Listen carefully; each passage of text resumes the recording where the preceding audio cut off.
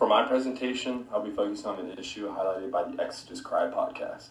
On this episode, hosts Benji and Lila tackle an argument by organizations supporting prostitution and assert that these activities should remain illegal.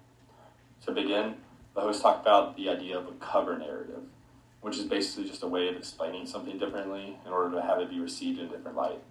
This is accomplished by strategically altering one's approach to the situation, utilizing a change in wording. So, in order to legitimize the practice of prostitution, representatives and advocacy groups have developed their own cover narrative and are referring to it as sex work. They do this hoping to dispel stigma attached to the word prostitution. This term suggests that prostitution is a valid form of labor or legitimate job in order to normalize the activity and pave the way for its legislation or decriminalization.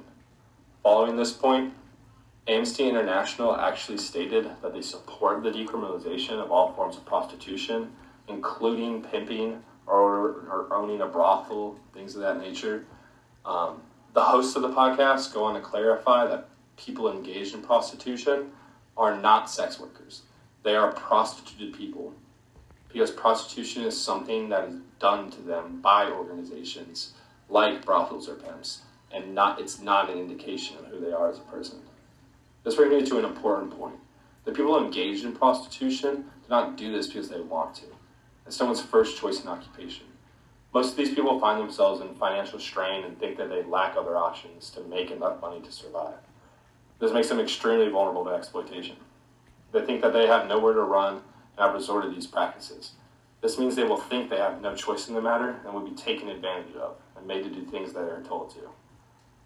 Following this, the decriminalization or legalization of prostitution is just ridiculous.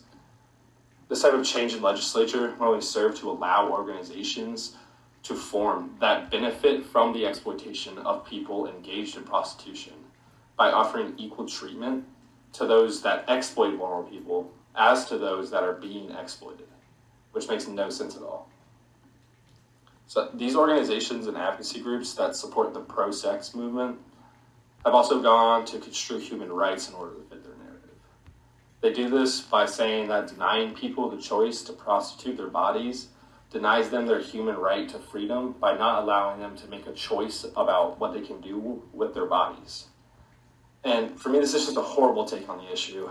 First off, we need to keep this practice illegal in order to protect vulnerable people from being exploited. This preserves their human right to safety.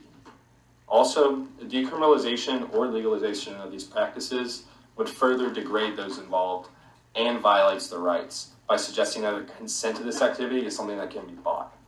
Allowing this practice is an act of human trafficking and objectifies people, stripping them of human rights. In conclusion, keep prostitution illegal.